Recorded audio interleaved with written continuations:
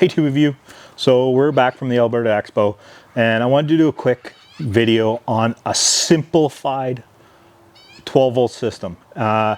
This system was so simple and needed to actually come together so quickly because we had about I put it together in less than 12 hours just from our local hometown supplies.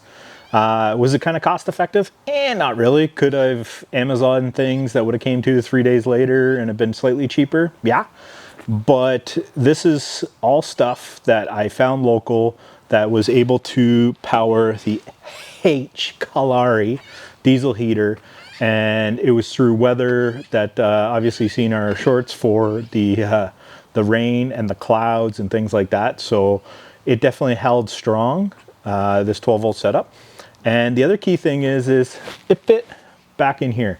The Yucca-Pac campers, I'm going to do a full breakdown review of what we think of them later on, so stay tuned. But the Yucca-Pac campers have this little cubby up front, and this table folds forward, and it gives you a really great spot to put all your electrical. So we were able to tuck it in there. We were able to power our system without actually making any real commitments to what we want to actually install. So it's Alberta right now. There's more rain coming. I'm going to close this all up, go into the garage, and let you know, because I don't want to play around with electronics while it's raining and thunderstorm. Some of you might turn around, well, why didn't I just go with a power station? Power stations were available around here, but I don't think that's where we want to go. We have an opportunity here to start from scratch and be as efficient as possible. So I kind of wanted to start with a full-fledged 12-volt system because we don't use much 110 or 120, whatever you want to turn around and say it. So this is why I've gone this route, and I'm hoping it'll show people to expand. Plus the power stations that were local to me were like $200–300 over what you could buy them online and have them delivered in a couple days. You got to remember, this setup was solely based on getting us this power, or the power to the diesel heater, in 12 hours. So basically this is what we turned around and did. We're up in Canada. Canadian Tires, very popular thing. So the biggest amp hour battery that they had on the shelf here was the Nautilus 105 amp hour group 31 battery. This is heavy. I think it came in the scales of like 63 pounds, but it had the dual poles. It had everything that I needed, plus the amp hours to most likely use this heater for most of the weekend. And I was pretty impressed that this worked as well as it did. Now, one of the things also is simple wiring in regards to it, where I just wired it direct up to the HCalory's power cord. I hope you guys get annoyed with me saying H. For those that were wondering why I say H that way, is I got a lot of French friends, and they have troubles pronouncing H's. So it kind of sticks with me. If you don't like it, comment below. Could this battery have worked the whole time fully charged? You know what? Most likely. I put the numbers into AI and things like that to do the calculations for the draw, and it said that I could get upwards of like 40 hours before this battery is deemed bad. Now, some of you might ask, well, why didn't I go lithium? Nobody in this small little town had any lithium batteries in stock. And is that a goal in the future? 100%. But I have a now scalable system with this battery starting that I can go forward. Now, I didn't have a sufficient amount of time to get a full charge on this battery before going. We all know when we buy brand new batteries from whatever store that you go to, they're probably been sitting on the shelf for a few months, especially something like this. Like, there isn't too many lakes near me, so marine batteries aren't really a thing. And most of the time people just order lithium batteries. It's only the dire need people like me that try and get a battery in no time at all. So when I went to Canadian Tire, they did have a sale, and they had a sale on solar panels. So the cool thing about this is this solar panel not only came with a 8.5 amp hour charge controller, but it also shared the hookups that Yucca-Pac actually pre-installs on their camper. So it allowed me to wire it in without having to run anything through holes or things like that.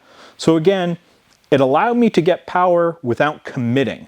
So what I ended up getting was the NOMA 100 watt solar panel. And this thing's massive.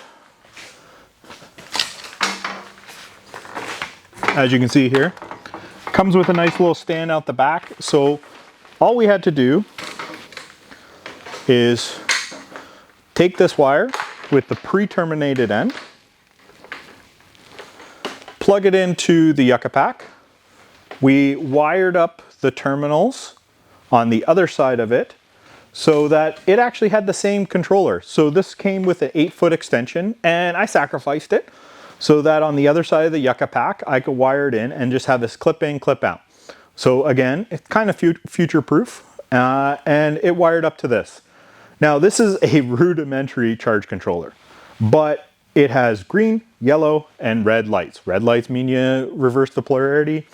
Yellow standard, like just solid, means it's charging. Yellow flashing means it's disconnected from the battery. So there was some initial confusion, things like that with the yellow flashing, and required me to double check my wiring.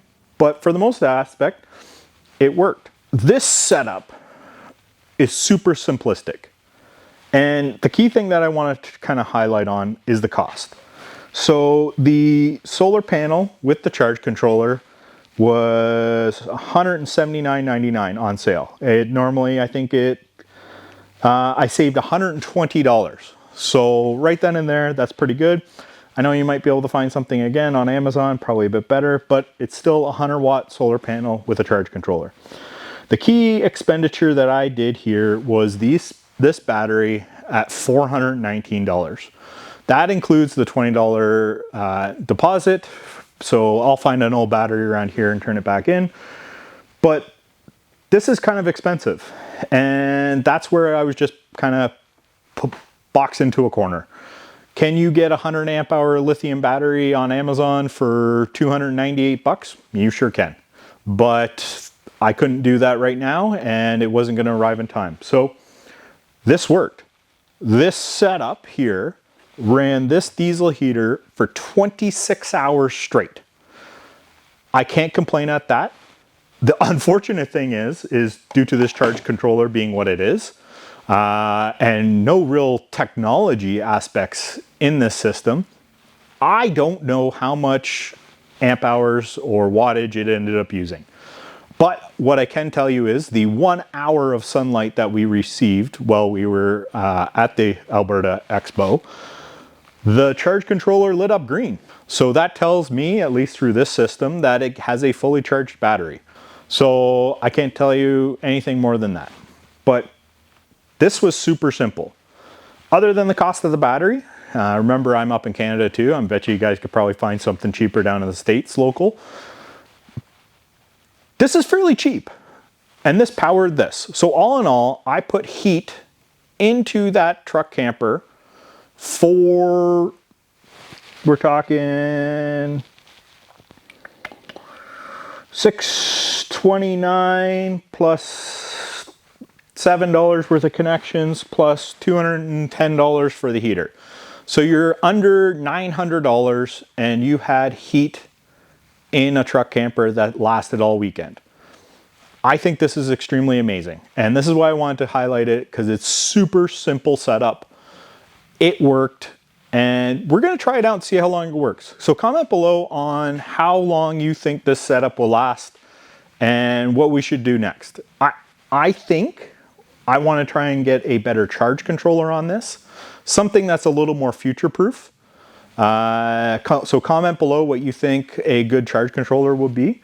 But other than that, AGM batteries are still pretty decent. It doesn't have the same rate of discharge that a lithium does, but as long as you keep up on it, we'll be good to go. Plus, again, this is a 100 watt solar panel that again allows me future-proof. Ironically, it's actually sized perfectly that with a couple T-slot connectors, I'll be able to put it on the roof rack on top of the Yucca-Pac.